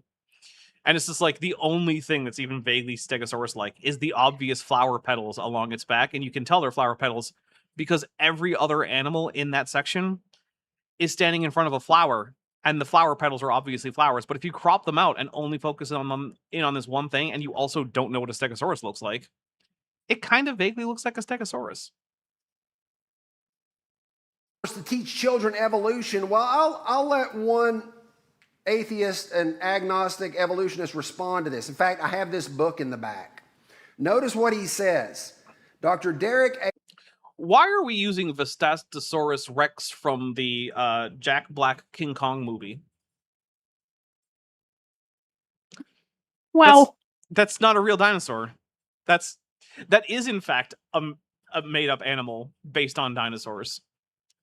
This guy is making very, very, very deliberate and very strange choices with his art that he's using here. Because yeah, that's from the King Kong movie with Jack Black. That is not a real dinosaur. Joshua Geese for $5 says, Land Before Time inspiration for a certain type of beer bottle confirmed. It might have been a coincidence, but hey, what do I know? I'm just a dinosaur. I bite the head off the sauropods. You know, now 2 people have noticed that reference. And I'm not telling the chat here what it's a reference to. You're going to have to figure it out. But 2 people in my comments have now figured out that that's a reference and what it's a reference to. Hager, who was the president of the British Geological Society, he said, always it comes back to the extinction of the dinosaurs. I must admit to being a little tired of those great beasts, though they are the best recruiting sergeants for our subject among young people, including myself. So the best recruiting subjects for geologists is what you just told me, not for evolutionary biologists, buddy. For geologists. Like, if you're gonna lie to me, you could at least make it a little less obvious. Right? Like, if you want to piss on me and tell me it's rain, at least do it from behind me. Their importance, in my view, is grossly exaggerated. They really don't prove anything except there were large reptiles that once lived on the earth. We'll talk more about that on Wednesday. Which is cool on its own. They don't... People are allowed to have interests, man. Right? It's like Matt Powell complaining that all the atheists he knows have anime posters on their wall. People are allowed to have interests. People are allowed to think that dinosaurs are cool. Why do you care? You probably have a favorite animal, my guy. It might even be a dinosaur if it's a bird. Like, this is a thing that comes up with creationists with a baffling regularity, is they just hate fun. Like, what are you wasting your time watching football or playing video games or watching an anime? Like, because, look, man, I didn't ask to be here on this stupid planet, right? But I am. I just showed up one day, and I got to figure out how to make my existence on this stupid planet tolerable while everything on it seems to be going downhill, right? So sometimes I have fun so that I don't want to stop existing. Because, you know what? If I didn't have outlets, what the hell am I doing? Let people have some fun. Let people enjoy dinosaurs. Let kids be interested in giant reptiles. It's not a big deal. But you know what is a big deal? Is trying to police everyone's harmless fun so that no one ever has any fun anymore. And all they do is read dry, stupid theology textbooks. And hey, you know what? If that's your thing that's fun for you, then great. I know people for whom that's fun. More power to them. But creationists, stop trying to be the fun police. No one likes the fun police. Really, no one should like any of the police, but whatever. Remember, ACAB includes Smokey Bear, and some of the Power Rangers, and Godzilla. The last question, what about the Ice Age? Of all these questions, this is probably the one that's fascinated me the most because I had the most questions about this when I was younger. So also, on the recommended... Megan Fox Giant Boobs points out there are also fascists who have anime profile pics. Yeah, well, there is some of the iffier anime that definitely appeals to the fascists. In fact, I believe it's Attack on Titan that was basically just has a lot of fashy themes and messages behind it, which I'm not going to say for certain because I haven't watched it, but that seems to be a pretty common consensus among a lot of media critics. Olivia Williams Purple Fairy Light for $6.99 says, ultra literalists believe we exist to worship God and nothing else. The thing is, I think even if you take the Bible literally, I don't think that that's a thing, or at least I think you could get other ideas out of the Bible, right? Like, there are bits where the Bible says that, like, God gave us wine to make us glad, which seems to me to indicate that at least some parts of the Bible are like, yeah, it's okay to have some fun drinking some wine. You know, hang out with your friends, have some wine, have a good time. Don't go overboard. Like, that's the message I get about alcohol from the Bible is like, yeah, have a few drinks. It's fine. Just, you know, don't get like sloppy drunk and make a mistake. Which sounds like great advice if you can follow it. And of course, if you have a problem with alcohol and you can't do that, then I would suggest you don't have any. But like, David is depicting dancing through the streets of Jerusalem. I feel like he was probably having fun when he did that, right? I think that's a fun thing that he was doing. In fact, his dancing was so crazy that his wife got really mad about it. Yeah. So like, I don't know. I feel like people had fun in Bible stories, right? Like, that's the thing that happens. Now, granted, it's not the focus of most of the stories, but like, you know, also, I'm pretty sure that David didn't have a gigantic harem because he didn't like to have fun. Just gonna put that out there. Disregarding all the ethical ickiness, pretty sure a big part of that was that he liked to have fun. Reading list in the back. I have my email address. Feel free to reach out to me.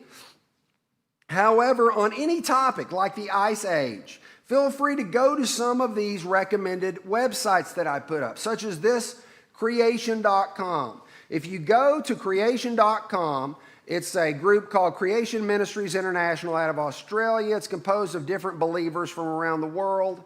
It'll come up with about 100 different articles, videos, and podcasts on the Ice Age. What if instead people went to actual scientists to learn about the Ice Ages? Because there's been more than one. No, can't have that though. Got to keep him insulated.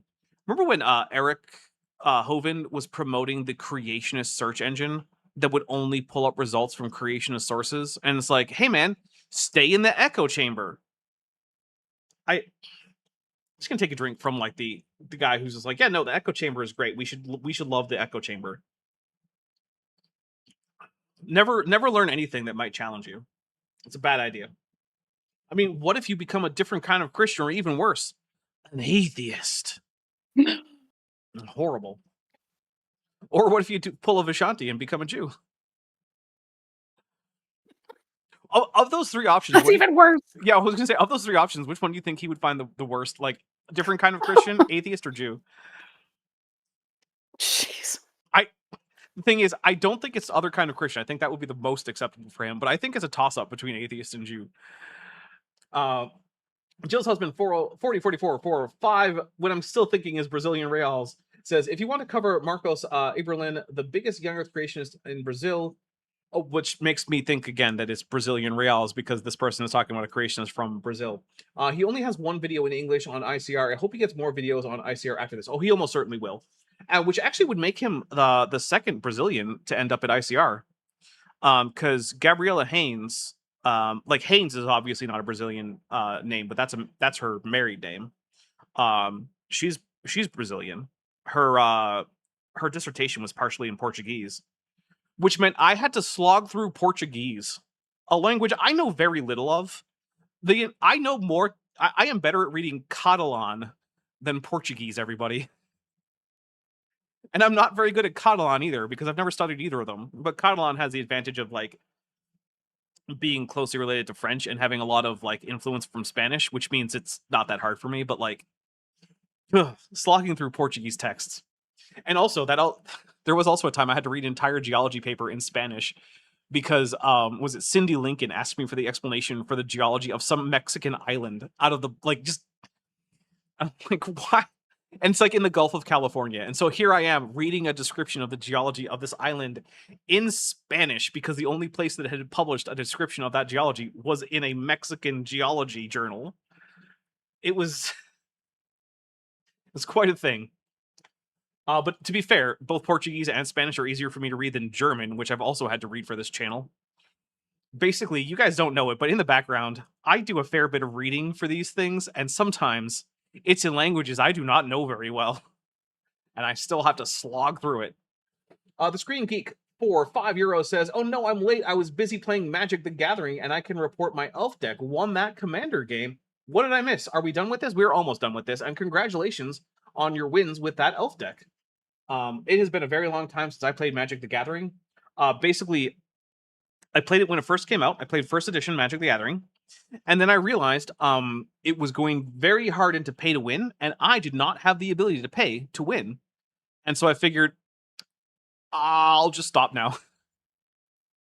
Basically, they started introducing new creatures that you could only counter if it had like the same tag or whatever that I didn't have access to. And so, you know, my friends were all beating me with their new decks, and I was like, how do I counter this like shadow creature or whatever? It's like, well, you have to have your own shadow creature. It's like, how do I get that? Oh, you gotta buy the booster packs. And I was like, all right, I'm out. Let's play chess, where I don't have the option to buy 3 new queens. Can you imagine if you could just pay like big chess, like $20, and you just get 3 extra queens to just place on the board? That'd be such a crazy thing. Let's see. Isabella Tracer 4499 says, "I don't know which of those is worse to fundies, but I'm pretty sure that I, a trans atheist of Jewish extraction, am their own personal nightmare." Yeah, they probably are, honestly. Yeah. You know what really can break their brains, though, is to tell someone that you are, in fact, Jewish and an atheist, and that, no, that does not make you not Jewish. And that it doesn't mean that you don't have a religion. But I don't understand. I thought that, nope. Yeah, don't worry about it. Yep. Turns out you don't have to understand it. Yeah. Not other people's traditions don't have to be things that you can fit into the boxes that you already have in your head. In fact, there's more than one Christian ethno-nationalist group where like they don't really go around proselytizing, and pretty much the only way you join that group of Christians is to be born into it. And Christians still don't understand that. In fact, to a large extent, various Christian groups destroyed most of like the well-being and the internal structure of the Indian ethno-religious Christians. And so, yeah, that's a group that's been kind of shattered into pieces because all of the European Christians who showed up were like, well, we have to incorporate them into our church hierarchy, right? Like, we have to. We can't just let them keep doing their thing here in India, right? We can't do that. So now that group has been shattered between different colonialist powers into various, like, not quite competing, but separated, like, denominational lines that they never had before because they were just doing their own thing. Some very reputable, credible scientists that are much smarter than me. I will say this, I've just heard this by word of mouth, that there are many scientists on that website. That's actually my favorite one for looking. I want to point out there are no creationists on creation.com because no scientists on creation.com. There are a lot of creationists. To be a scientist, you have to follow the evidence. You cannot follow a conclusion and then lead the evidence to that conclusion. That is the exact opposite of what science is.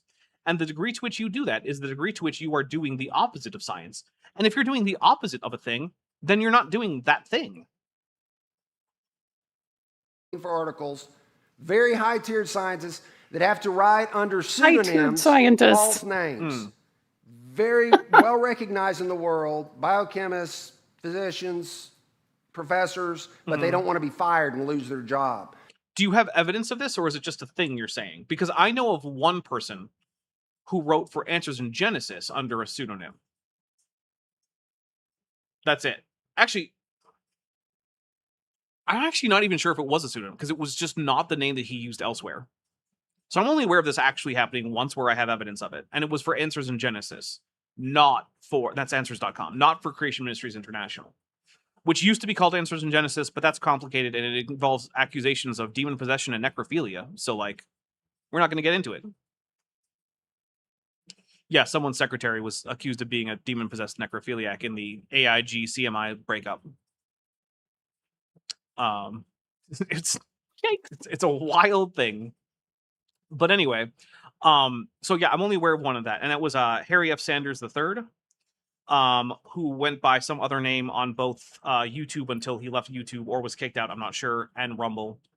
And I think that was mostly because they didn't want anything on their website associated with the guy whose Rumble and YouTube channels made him look like the next great mosque or synagogue shooter. because he definitely gave off mass shooter vibes. Yep. I'm still kind of surprised I haven't seen him in the news, if I'm being honest. Because he would get there with that like dorky haircut and his shirt buttoned all the way up to the top button and rant about how the West is falling because we don't have any masculine men anymore and no one's willing to fight. And he would scream at the camera while doing that. Just scream. And it's like, yeah, man, I think that this guy should be on a watch list. And then he was writing articles for Answers in Genesis. And then they took his name off the articles on top of all that. And they're like, these were originally attributed to a particular author, but these are actually just position statements from our organization. So we thought it was inappropriate to list the author. And it's like, yeah, or maybe you just didn't want to be associated with the guy who should be on a terror watch list. That's another option. So go to that website. One more thing with all these materials. There's many written by brethren, but some are written by evangelicals that are sound on these issues. Just beware of Calvinism and premillennialism. Yeah, when you're reading about creationism, you gotta watch out for that Calvinism. You don't want to think that maybe the dinosaurs were predestined to extinction or anything. What a horror that would be. I mean, I'm not a big fan of Calvinism, but like, it's just a weird thing to say. Like, oh man, when you're reading the answers, the answers book from Answers in Genesis, you got to be careful. They might talk about premillennialism somewhere in there. Oh, I have never seen anyone be as like caution people about like the theology of books as often as I have like these evangelical type pastors. Like, I've heard like Catholic and Orthodox priests recommend books and like Anglicans recommend books and stuff from like other Christian groups without the need for these constant caveats. But then again, I do tend to sample like the dumbest versions of like every group I talk about. So like maybe that's not fair. So what about the Ice Age? Yeah, what about it? I think we see this coming from the scripture. I think this is where the Ice Age came from. Okay, so again, we're reading something into the Bible because nowhere in the Bible does it talk about a period of extensive snow or glaciation or anything like that, right? And sure, I don't know that the ancient Hebrews had a word for glacier. They probably didn't because I don't think they lived near any of them. So, like, why would they? But, like, they had words for ice and snow and stuff like that, right? So, like, they could have just talked about it. And even if you want to come to me like, well, I don't actually think there's any word in the Hebrew Bible that actually translates to ice or snow. Hey, guess what? The extant corpus of biblical Hebrew is not equal to the number of words that were in ancient Hebrew. There are definitely words that were in ancient Hebrew that we just don't know about today because they weren't preserved, because the entire corpus of ancient Hebrew is small. So, and that's directed at the Ammon Hillman types who are like, well, Hebrew only has a few thousand words. It's like, no, we have a few thousand words that are preserved in a much smaller corpus than we have for other ancient languages, like Greek. There's no reason to think that Hebrew was actually bereft of words in the ancient past. First of all, how did the world flood with water? Well, it was from the rain, right? Well, it didn't flood, but the Bible does say it was the rain and the fountains of the great deep. And the Bible also depicts the rain as being something that God stores up in storehouses, which presumably just have a bunch of tanks or something. I don't know. And then he opens gates in the solid dome over the flat earth, and that lets the water through. And then he opens up similar floodgates in the bottom of the earth to let the great waters from below the earth, you know, the waters that are being separated by the dome of the sky in Genesis 1, and lets that water up through the bottom of the earth. And because the people in the ancient Iron Age had no conception of like air as like particulate matter that had to be displaced, they thought that you could just open up this and that water would rush in and the air wouldn't need to go anywhere because it doesn't exist. It's not like a thing. Wind is a thing, but air isn't a thing on its own. And so, yeah, as far as they were concerned, that would let you flood the world with the waters of the chaotic ocean that existed beyond the earth. That's where this comes from. And you don't ever get an ice age out of that. Not necessarily. In Genesis 7:10, it says, in the 600th year of Noah's life, on the 7th day of the second month, what happened? What started the flood? It wasn't the rain. The great fountains of the great deep burst forth, and the Hey, what's the underlying Hebrew word for great deep there? To home. Does that have any cognates in any other ancient Semitic languages that might have to do with things like the flood, like ancient chaos gods representing Like water, Tiamat? like Tiamat? Yeah, Yeah. the god that is slain by the gods to create the world, and then also connected to Leviathan, which in the Psalms God is depicted as slaying during the creation of the world, which means that the Tehom is not just like the Mediterranean Sea. It's the cosmic ocean that the earth is formed out of, whose face God is hovering over in Genesis 1. That's what we're talking about here. We're not just talking about undersea reservoirs on a spherical planet. We're talking about mythical openings to a chaos ocean that exists around the earth, and it is the primordial substance out of which the earth is formed. That's what we're talking about here. It's not just some fountains in the ocean. I'm going to take a drink for imagine having the Bible as like the book that you're basing your entire life on, and then also knowing so little about it. floodgates of heaven were open. So really, it was the tectonic plate movements, I believe, a lot of creationist models show this, that divided the plates under the oceans. The magma came up as lava, and based on their models, they would have come up as supersonic steam geysers that shot up. Okay, maybe I'm just an idiot. Maybe you know the answer to this, Vishanti. Lava, is it made of water? I mean, there's some water in it, but not a lot. It's mostly just real hot rocks. Right, like silicate materials, right? Mostly? Okay. Yeah. Now, if you dump a bunch of lava into the bottom of the ocean, does that cause a flood? Given that that's a thing that happens all the time, almost every day, right now on Earth? I mean, look, displacing a lot of water tends to be a problem for people living near that water. True, but it doesn't tend to add to the volume of the ocean. And the thing is that in order to flood the entire planet, we would need several times more water than we have now. And you can't explain that with lava popped up. Like, that doesn't help. All this hot lava effectively making what? To the observer. Oh, we only have 3 more super chats to go. I really want to give away a Steam key for Darktide. So, we've got 3 more and we can do it. I believe in us. The floodgates of the heaven would have been open. So, okay, he has a physical explanation as to what he thinks the fountains of the great deep are, but what's his physical explanation for what he thinks the floodgates are? Because it doesn't say that, like, water condensed in the clouds. It's talking about physical gates in something that open and let water down. What is your conception of that, Pastor Guy? Isabella Tracer for $1.99 says, creationist model, pick one. Yeah, there is no such thing as an actual creationist model, because a model in scientific terms, right, is a mathematical construct that you can use to explain and predict physical processes with actual math. Something that creationism does not have.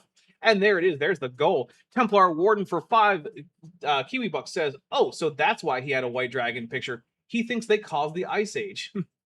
That actually would be hilarious. Fear Uckfeistmonger for $2 says, I don't know how much Steam does a flood. Yeah, Steam doesn't really flood things. You could steam things. You could be like the world's biggest, like, you know, clam steaming event or something. I don't know. Let's see.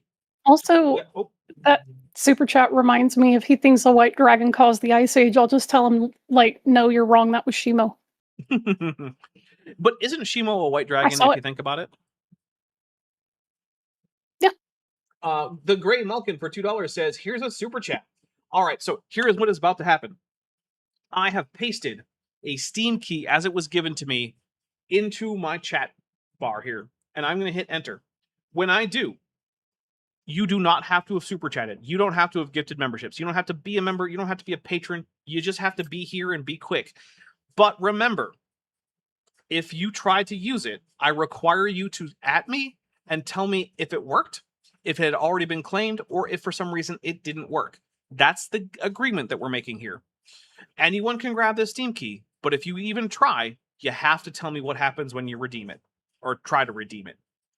Okay, I'm just gonna double check to make sure. I think everything is good, and here is me hitting enter. So remember, you gotta tell me what happened. You gotta @ me, @ Dapper Dinosaur, so it tags me and I can actually pay attention to it, because the chat goes by faster than I usually can keep track of if I'm not being tagged, with occasional exceptions. So you gotta tag me. All right, here we go. Oh, there we go. Miss Draka 5005, or it could be MS Draka. I'm not positive. Either way, says redeemed. There you go. Enjoy Warhammer 40,000 Darktide. I don't actually even know if that's the standard edition or the deluxe edition, but I'm guessing standard. So, yeah, please have fun. Incidentally, rain itself would not flood all the mountains. As Yeah, the we Psalms say, all the high hills of the heavens were covered. What it would take, and this is another conversation, but basically it takes the... Prixie Purple says, boo, I'm not fast enough. Well, I think it's still on sale, if that helps. Like, if you really want it, it was on sale a few days ago. Let me double check. Yeah, it's 75% off right now. It's $10. So,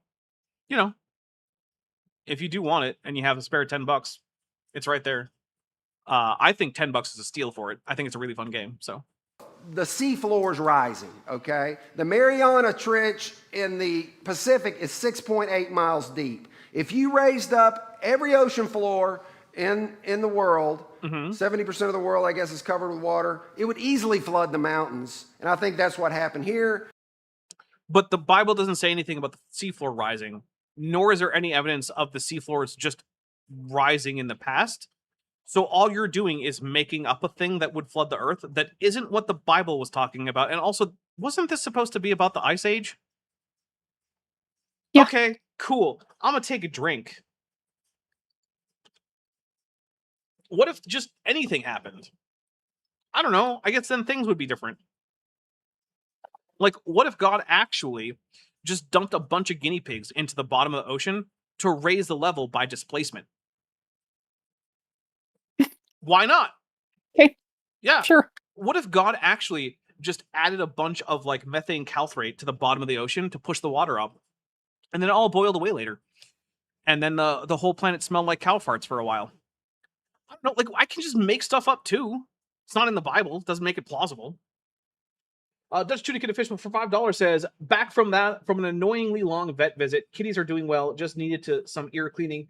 Gonna start from the beginning. Godzilla. Well, thank you very much, and I am glad to hear that the kitties are doing well. And I'm sorry that they had to go through the extreme trauma of going to the veterinarian office, because I know that they do not like it. So, although I do say that Carmen was at the vet office, earlier this week, and while she did not like it, she was very brave. She stood still for the veterinarians during the exam. She wasn't happy about it, but she didn't bark or nip or growl when they took her temperature, or even when they examined, sensitive parts of her body. So she was very good. And yep, she also was very good around a stranger that she met at the veterinarian's office. And I think the only time she gave us a little bit of trouble was she was not very good at staying on the scale when she was being weighed. But you know what? It's very hard to understand that you're supposed to stay on a scale if you're a dog, because that doesn't mean anything to you. As we'll talk later this week, the ocean floors are new. The rock on the continents are old. What does that tell you? The ocean floors were replaced. But that doesn't make a flood happen. That doesn't mean that the ocean floors were pushed up so that the water came up on the land. That doesn't follow. That's just a different thing about the ocean floors. That happens to be true, unlike the previous thing you said about the ocean floors. Has this guy ever heard of like logic? Or like what No. words mean? No? Okay. During the flood. So, having said all that, what happened? If the ocean floors were full of this lava, it would have heated up the ocean floors. The flood models that the creationists use say it would have been over 70 degrees, 70 to 75 degrees. The oceans would have been warm. Oh, so you killed most of the life in the ocean. Cool. Nice. Because yeah, that would cause an oxygenation crisis because warm water can't hold as much oxygen, and a lot of organisms in the water depend on there being as much oxygen as there is now with it colder, which means that most organisms would have just died, which also probably would have caused a bacterial bloom that would have had some toxic shock effects on basically all the rest of the organisms. So, like, I guess Noah had to take all those fish and whales and whatnot on the ark too, because they certainly would not have survived the 70-degree entirety of the oceans. Also, while it is true that the ocean being that warm would cause more clouds and more precipitation, as he's pointing out, it would also warm the planet, not cool the planet. So that precipitation would be rain, not snow. You don't need cold seas to make an ice age. You need warm seas. It is, in fact, the opposite. The ice ages are not so called because they were high precipitation.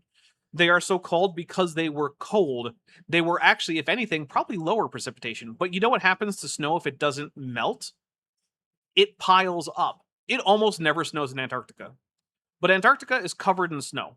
In fact, Antarctica is the world's biggest desert because it almost never has any precipitation at all.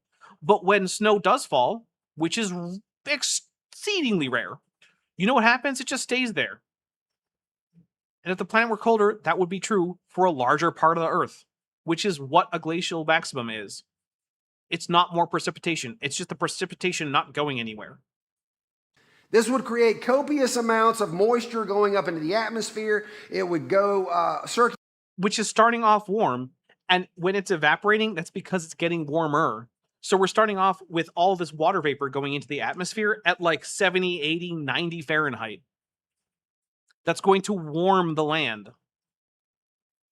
To the poles, come down as ice and snow, and create the great glaciers. No, it's not mostly going to go to the poles because, again, it can't because of how the various convection cells work on Earth. I'm trying to like channel Maddie here. And the reason that the far north and the far south don't get a lot of precipitation is because the moist air doesn't tend to circulate that far north and south because it comes down earlier than that and primarily as rain. You have to get everything colder first before it can start falling as rain, and starting with hot water is not going to help that. It's going to hinder that. I'm taking a drink for it. The Earth got so hot it turned into an ice ball. Well, you know, he heard that boiling water freezes quicker, so there is some evidence that warm water might freeze a little bit quicker. That's it. And it's weak evidence at best. Incidentally, there may be reference to the Ice Age in the ancient book of Job, which most scholars believe is the oldest book in the Old Testament. Most scholars, huh? I'm taking a drink for that because virtually no scholars believe that. The entirety of the reason that people say that is because Job is kind of written like the Book of Mormon, which is to say in a faux archaic style by someone who didn't actually know how to do the archaic style Hebrew. So there's that. I took a drink for how stupid this is, by the way. And also because it doesn't mention like the Mosaic Law. So people are like, well, it must have been set before that. Here's the thing about the Book of Job. It is not written to be a historical account. It is written as fiction. It is essentially an extended, not metaphor, what am I thinking of? Parable. It is essentially an extended parable, right? It starts with, like, the heavenly council, something no author could reasonably have had access to, even if it's real. And it tells a story about the accusing spirit and God having this contest over Job. Something that creationists generally, or Christians generally, would not actually think is a thing that God would do in the first place. And on top of that, it is just an examination of the problem of evil from a literary standpoint. And it's written in a faux archaic style. It is not actually set at a particular time. It's set a long time ago in a land far, far away. That's what's happening in Job. Job is not supposed to be taken as an actual historical event, even by the author. When I say the Bible is not fiction, because that's not the genre that most of it fits into, I have some exceptions. Judith, Tobit, and Job are some of the biggest exceptions, where those are in fact fictional narratives that were intended by their authors to be fiction by most accounts. That is the best way to account for those texts being in the situation they are now. So while most of the Bible is not written as fiction, it's written as other genres, which is not to say that it's historically true, because there's a difference between being true and being fiction. That's not the dichotomy in the world. Those are books that were intended to be taken as not true narratives that tell you a fun story. One of the ways you can tell is that they don't actually have a lot of geographical or like temporal like location information that you can figure out when and where they took place. Or for Judith, it just gets which is the capital city of which empire badly wrong in a way that would be basically impossible for anyone who knew even anything about the setting, which a lot of people say is an indication that it's not supposed to be taken as literal. Although it is a cool story about a badass woman who, you know, leads her people to victory against an invading army. So go read Judith. It's a fun read. I think I'm just becoming the go read the Apocrypha guy. Is that a thing Agreed. that's happening? Yeah, go read the Apocrypha. There's cool stuff in there. Especially if you've only ever read Protestant Bibles. Go pick up like a Catholic or an Orthodox Bible or something like that, or pick up like a Jewish translation of those apocryphal books and just go read them. Or you could just get like a critical edition of the Bible, because the NRSVU and the NRSVUE both have the Apocrypha in them. There you go. Pick that up. They're good reads. I don't know. I'm in favor of reading ancient literature, and that includes the Apocrypha. Lived in the land of Uz. He was a descendant of Shem. We believe this was in the Middle East. Notice what Job 30. Oh, to be fair, though, he says it was in the Middle East, which is more reasonable than Kent Hovind's identification of China. Kent Hovind's saying that it's China. Yeah, China. Yeah. Well, I mean, he lived in the East, and what's more East than China? You know, I kind of feel like calling Kent and saying, well, you know, Japan is east of China, so what if Job was Japanese? You know, River Valley Civilization. Thanks, Bill Works. Nordichico. All right, we're gonna get through a little bit more of this. Oh, wait, for 20 Brazilian reals, Jill's husband says, long message, but really love your channel. Can't really catch streaming, but see them later. I'm studying volunteering in my paleontology lab. That's so cool. And I suck really bad. Look, you'll get there. I work with ostracods. Ooh, ostracods are cool. And I did all my taxonomy. Look, man, you will get there. You will be able to figure it out. It is not an easy thing, and I believe in you. I think that you can figure it out. And like the fact that you're even like volunteering is cool on its own. And don't worry, like working with some bits of taxonomy are more difficult than others, right? And you are not working in like an area where it's the most easy, because ostracods, being tiny little crustaceans, are hard to figure out even for modern scientists looking at extant ostracods. So like, don't feel bad about that. That is a tough thing to try to identify from a fossil. So that is really cool that you're doing that. And also thank you so much for your appreciation for the channel, because that really does mean a lot. It is wild to me that I have people watching from all over the world. Like I have people from Australia, from Europe, from South America, from Africa. Like what's left? I guess, you know what? I need some of my fans to go to McMurdo Station in Antarctica and watch from Antarctica. And then I can get all 7 continents. That would be very cool. Also, if you are watching from Antarctica, please tell me, because that would be exceedingly cool. I have had Landon on the show, and he's been to Antarctica. In fact, he has a shot glass with Antarctica on it that he bought at McMurdo that is made from glass recycled in Antarctica from glass that was brought in to Antarctica. So I think that's really, really cool. All right. Do you want to finish this bit, or should we just get out of here? We've got like 5 minutes left. We could give him a little bit more extra time, or we could just. No, I mean, he's not going to say anything that's, first of all, true, 2, worth a damn. True. All right. Yeah. Sulu says, I fear it might take me some years to move to Antarctica. No, I'm not saying move to Antarctica. I'm definitely not saying you should move to Antarctica. I'm saying you should visit, and while you're there, tune in. So, yeah. I don't ever want to go to Antarctica because, like, I hate snow. I really, really hate snow. I feel like people don't understand, and they think that like that's a thing I'm like an air I'm putting on or like an affectation. No, it's not. I hate snow. So I don't ever want to go to Antarctica. But all right. So Vishant, do you have anything coming up that you want people to know about? Life stuff. If you see me adding things to my wish list, Okay. because I'm getting ready to. I kind of thought you had taken that wish list down. So send me the link because I don't think it's currently in the description. No, it's still there. I probably imagined it. Send me that link if you watch this later, or check out Vish's wish list, or if you're watching it now, come back in a few minutes and I should have it on the wish list. Okay, I'm grabbing it right now. Awesome. All right, so I want to say thank you to everyone who has been here, who has super chatted.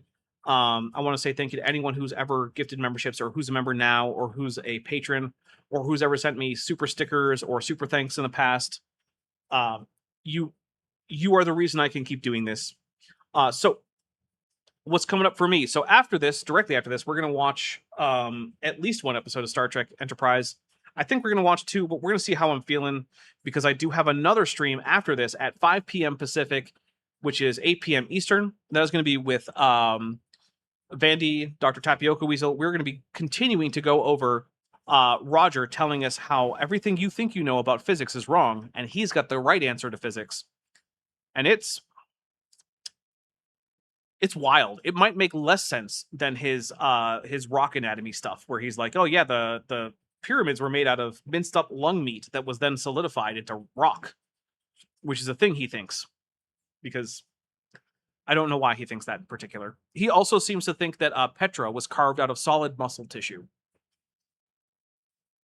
Okay. Yep. Because why not, right? And he thought that a cave was an actual birth canal with a preserved baby face, giant baby face, coming out of the cave that was the birth canal. So Okay. Yeah. Which actually the baby face part was a wrinkle to that whole thing that I only recently learned about. So yeah. Yeah. There was also the time that he thought some rock pillars in Colorado were just a bunch of penises, but then he decided later that they were actually like the little rod-like structures in your intestines, which are of vastly different sizes than like a penis. So like he doesn't seem to have any kind of firm idea on how big the giants that he believes in were. So there's that.